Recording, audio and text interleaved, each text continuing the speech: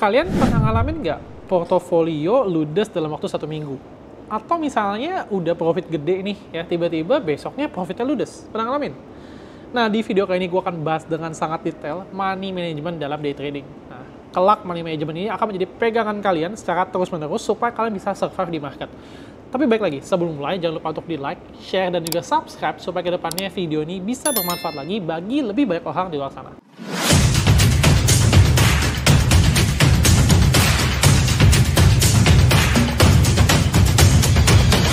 Yuk kita mulai ke part yang pertama. Part yang pertama gue akan membahas tentang apa itu money management dan juga kenapa money management itu penting. Jadi money management adalah cara mengatur modal, menentukan risiko, dan juga membatasi kerugian supaya kita bisa bertahan lama di market. Kenapa seperti itu? Karena memang jujur banyak banget orang di luar sana itu nggak bisa survive dari market. Ya mau itu market di saham, ya market di forex, market di saham Amerika, ataupun market dari si kripto itu sendiri.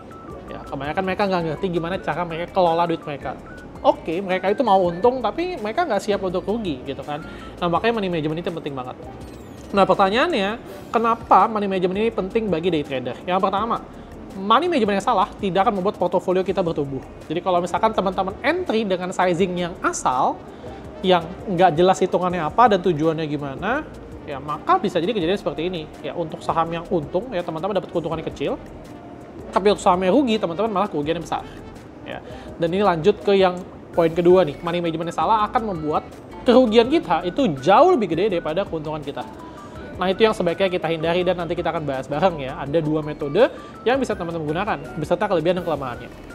Yang ketiga, money management akan membantu kita survive di market.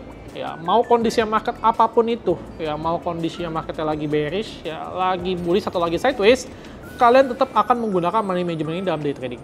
Ini akan digunakan supaya portofolio kalian itu bisa survive. Ya, mau di kondisi market apapun itu, ya, dan portofolio kalian nggak nyangkut sehingga bisa di recover dengan lebih cepat. Oke, nah terus yang kedua nih, ya ada 2 jenis money management, ada 2 metode money management yang bisa kalian gunakan. Nah, setiap metode tidak ada yang terbaik, ada kelebihan dan kelemahannya masing-masing, dan gua akan bahas di sini. Oke, yang pertama adalah equal size, ya sesuai namanya equal, artinya apa? Kita membagi uang kita untuk dibelikan saham dengan porsi yang sama rata antara yang satu dengan yang lainnya. Misalnya contoh ya, portofolio kita totalnya 10 juta. Oke, kita mau day trade dengan beli 3 saham. Maka masing-masing kita akan beli kurang lebih di angka 3 juta rupiah. Keuntungannya apa? Kalau misalkan teman-teman pakai equal size, keuntungannya adalah kita nggak akan kena problem beli dikit cuan, beli banyak rugi. Bener dong? Karena kita entry-nya sama semua. Ya, entry dengan modal 3 juta kan? Sama purchase sizing-nya. 3 juta, 3 juta, 3 juta.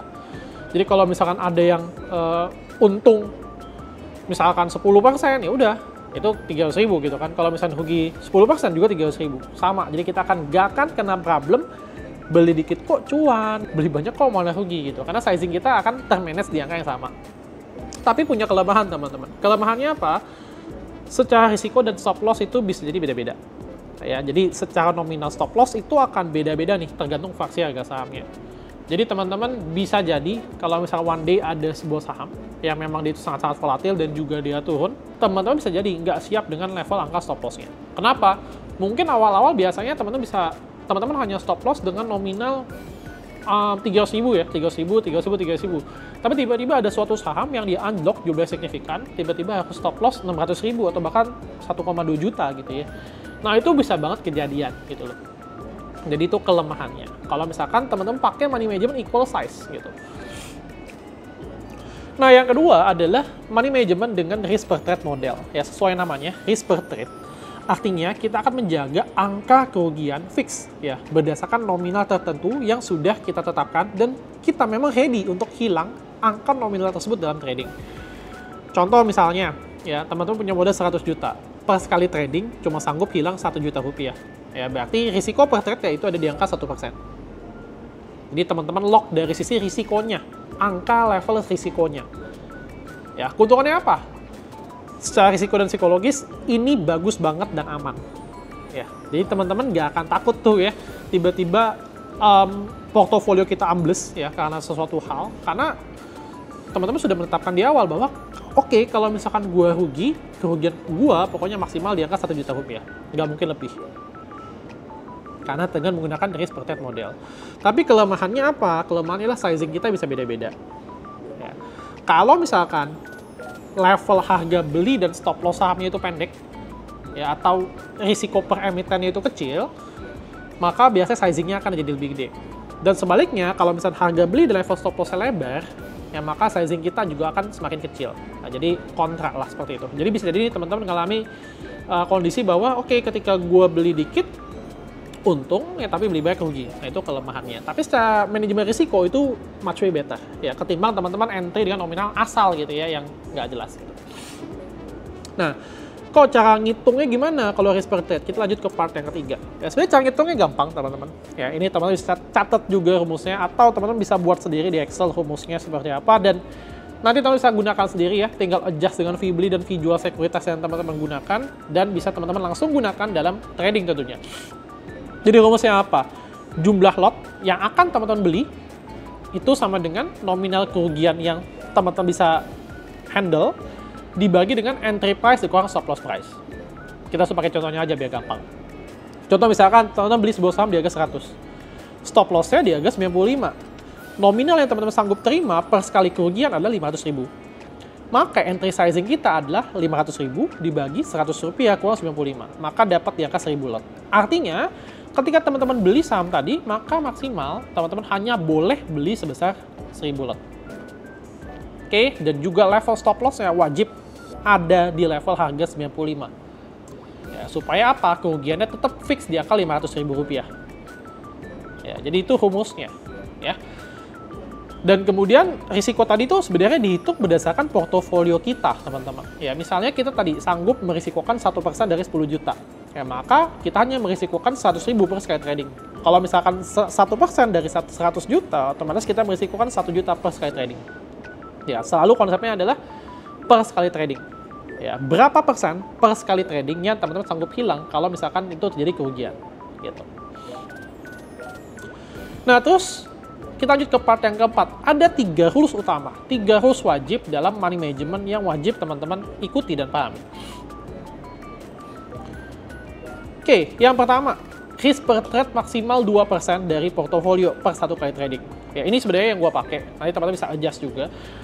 Artinya apa? Kalau misalkan teman-teman pakai angka ini, ya, teman-teman itu membutuhkan stop loss maksimal 50 kali stop loss berturut-turut baru portofolio teman-teman habis. Bener nggak? Tapi memangnya iya kita sesial itu sampai kita harus stop loss 50 kali berturut-turut? Ya, karena kan kalau misalnya teman-teman stop loss 50 kali risiko 2% kan baru habis kan portofolionya kan. Tapi selama itu nggak terjadi, ya itu nggak mungkin. Ya, itu rules yang pertama, ya maksimal 2% itu kalau aku. Ya, tapi aku biasanya di rentang 1-2% lah, tergantung kondisi market. Kalau marketnya lagi bagus, aku pakai di 2%, dan kalau marketnya lagi jelek, aku pakai di 1%. Kemudian yang kedua, tentukan maksimal daily loss. Ya, jadi teman-teman tetapin di awal, oke, sehari maksimal gue boleh loss berapa persen dari total portofolio. Misalkan contoh ya, tadi pakai risiko 2% gitu ya. Oke deh, sehari maksimal cut loss 5% dari total portofolio, itu maksimal banget. Setelah kena atau achieve angka tadi, ya udah kita stop untuk trading dulu di hari itu. Kita tidak menambah porsi lagi untuk trading dan kita nunggu keesokan harinya, atau kita cuti dulu 2 hari, itu nggak apa-apa.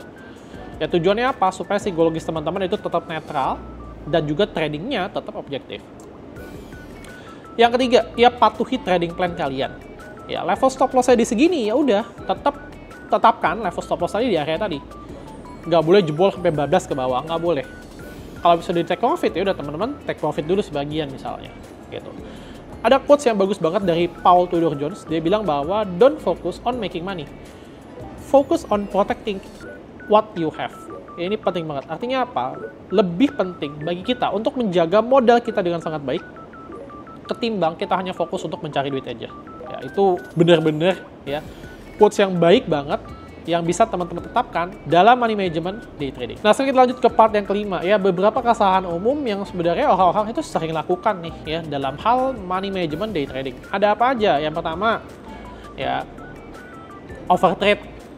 Ya oke, kita sudah tetapin yang maksimal tadi risiko per trade adalah 1%. Tapi teman-teman ternyata tradingnya sudah bablas nih di bawah misalkan level toleransi stop loss kalian malah terus tetap trading. Misalkan tadi teman-teman tetapin, oke maksimal sehari loss 3% deh. Ya, tapi teman-teman bablas terus ya sampai sehari loss 5%. Atau misalkan teman-teman tetapkan tadi sudah 5%. Ketika sudah loss 5%, teman-teman malah trading lagi. Nah, itu kebanyakan yang terjadi gitu. Yang kedua, sizingnya terlalu gede. Ya, jadi kalau misalkan teman-teman belum ada pengalaman sama sekali dalam dunia trading gitu ya, atau misalnya pengalamannya masih minim, maka saranku adalah sizingnya tetap ngikutin si risk per trade tadi atau equal size aja. Contoh, tadi teman-teman punya uang 10 juta, dibagi 3 saham. Ya, maka jangan tiba-tiba ubah ke 5 juta, 5 juta. Yakinnya pakai feeling, nggak kayak gitu.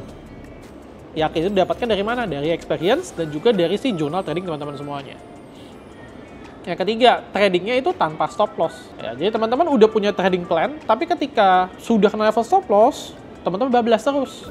Atau yang opsi kedua adalah, teman-teman udah beli sahamnya, tapi nggak tahu stop lossnya di mana. Nah, itu fatal banget dan krusial banget. Dan itu nanti dampak buruknya adalah ya teman-teman malah kerugiannya makin dalam gitu. Ada quotes yang bagus juga dari Linda Raschke. Dia bilang bahwa successful trading is about surviving the bad times so you can thrive in the good times. Ketika market lagi jelek, teman-teman bertahan, dan ketika teman-teman lagi baik, teman-teman ngegas. Nah, itulah tradingnya sebenarnya. Oke, thank you teman-teman semuanya. Hari ini kita sudah membahas dengan sangat detail tentang money management dalam day trading. Ada 2 metode yang bisa teman-teman pakai, yaitu equal size dan juga risk per trade model. Semoga kedepannya video ini bisa bermanfaat bagi teman-teman semuanya. Dan kalau misalkan teman-teman ada pertanyaan, jangan sungkan untuk tanyain langsung di kolom komentar di bawah, atau bisa DM ke Instagram gue @kokocuan_lagi, dan gue akan dengan senang hati banget menjawab pertanyaan kalian. Salam cuan setiap hari.